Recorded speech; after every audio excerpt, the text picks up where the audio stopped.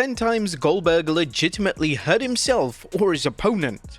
Number 10. Injured his first match back at Survivor Series 2016. Survivor Series 2016 will be home to the long-awaited rematch between Brock Lesnar and Goldberg. This more than made up for the infamous car crash at WrestleMania 20, 12 years prior, as fans witnessed Goldberg slaying the Beast in less than 90 seconds in a short yet thrilling encounter. As mentioned, this would be Goldberg's first WWE bout in 12 years, but 90 seconds is all Goldberg needed for yet another accident to happen.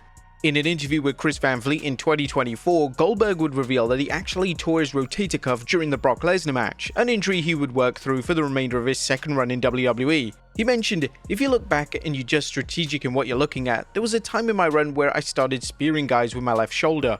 Why do you think that happened? Because I tore my rotator cuff the first night I went back with Brock, and I didn't tell anybody, and I worked around it the whole time. Certain situations I could work around and certain times I couldn't. In pain? That's an understatement. I couldn't lift my arm for 5 or 6 years. But yet again, it's one of those things where I chose to keep it to myself because if I had said anything, God forbid I go get surgery and Vince needs me. Or if I go get surgery without telling anybody, my luck is 2 weeks after I get done, he's gonna call and want me to go wrestle. So I just stuck it out." Now kudos to Goldberg actually carrying on even when injured. Number 9. The ring post headbutt, Super Showdown 2019. The Undertaker vs. Goldberg was a WWE vs. WCW match that fans have dreamt of since the legendary Monday Night Wars. However, when Goldberg finally signed for WWE in 2003, the match never materialized, leaving it nothing more than a what could have been scenario. But that was until 2019 when Undertaker vs. Goldberg was booked in for the Super Showdown event in Saudi Arabia. However, the much hyped dream match turned into a complete disaster.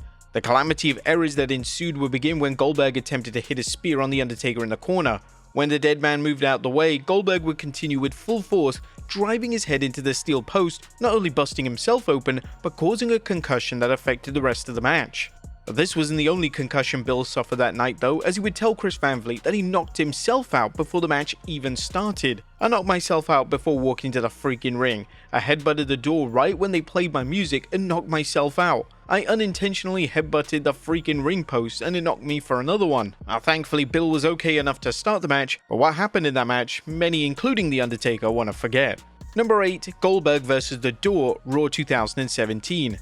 Goldberg hitting the hard surfaces before making his entrance is nothing new, as he's done this throughout his career both in WWE and WCW. But with that being said, it's never been more noticeable than during an infamous promo on Monday Night Raw in January 2017. A segment would take place that saw Goldberg announce his entry into the Royal Rumble that year, but as he approached the ring, fans noticed blood trickling down his forehead. A stumbling promo would follow, one that was fortunately salvaged when Paul Heyman interrupted Goldberg's speech. The reason for the open wound was later revealed by Goldberg on Instagram, who wrote, "Going out on a limb, but I'm putting the pre-match headbutt on the shelf for now. Kinda made me a bit loopy out there." Despite the rocky start, the segment ended on a memorable note as Goldberg stood face to face with Brock Lesnar and The Undertaker, the latter for the first time ever, a moment that strangely foreshadowed what was to come 2 years later. Number 7. The Limousine Incident, WCW Thunder 1999.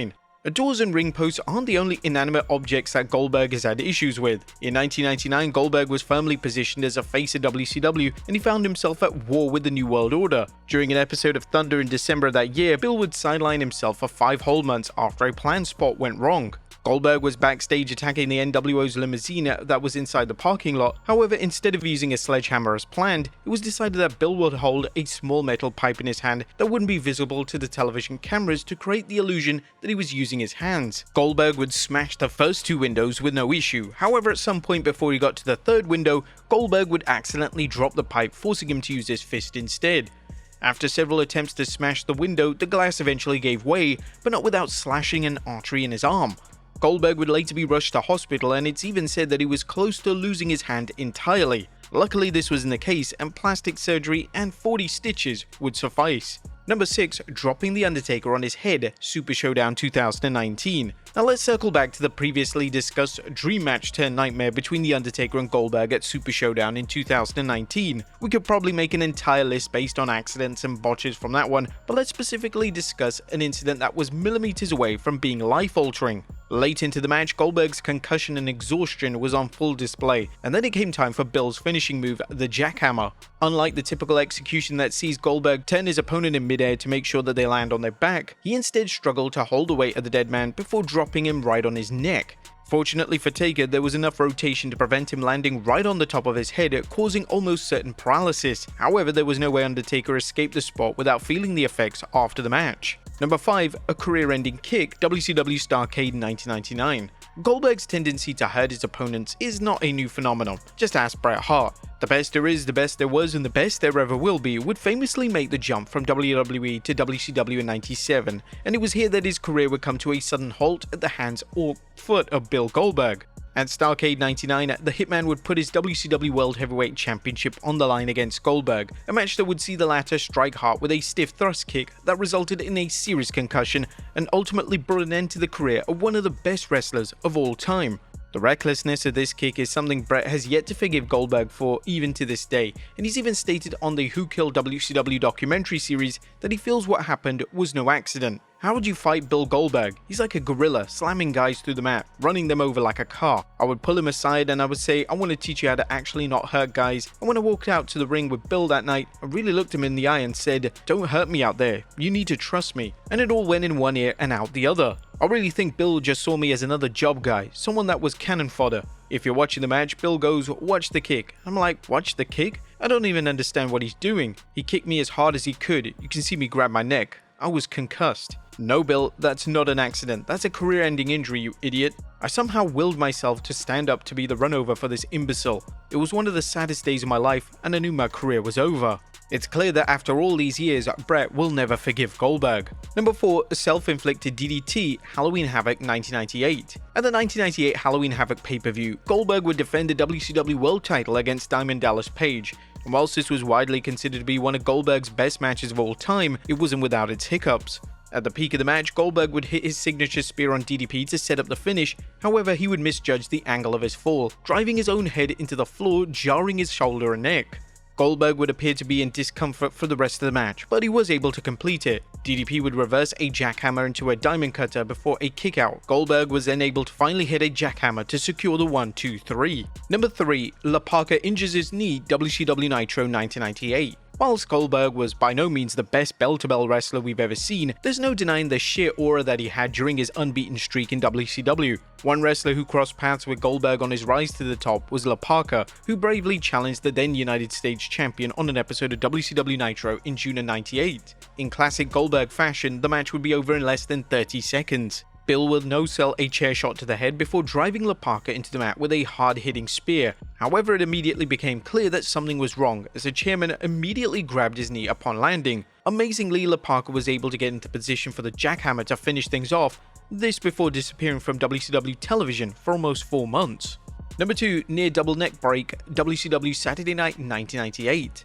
Goldberg was only 6 months into his wrestling career in January of '98, yet he was already main eventing shows as a star attraction. One such main event went down on the January 31st episode of WCW Saturday Night when he took on one of the most feared men in wrestling, Meng, the perfect opponent to help legitimize him as a rising star.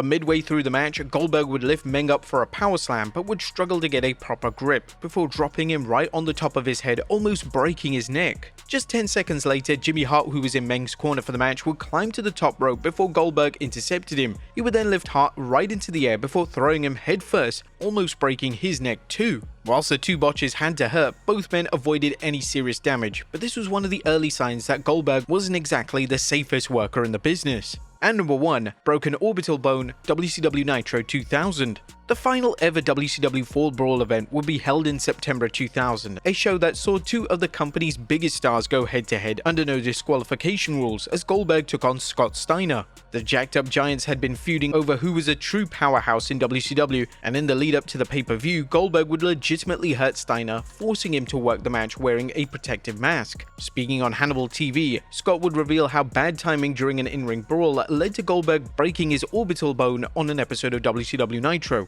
During that match is when I wore the Kelva mask, because leading up to the match he actually hit me in the eye socket and broke my orbital bone. The thing about that is that we were in the ring, he punched me with the right, and all of a sudden he hit me with a left. So I was going this way, directly into his punch, and it was just bad timing. I broke my orbital bone. Now, whether it's WCW or WWE, you can always count on Goldberg being one of the most unsafe wrestlers in the ring. But there you have it, folks. 10 times Goldberg legitimately hurt himself or his opponent. Be sure to leave a comment down below, and I'll see you next time with some more wrestling content.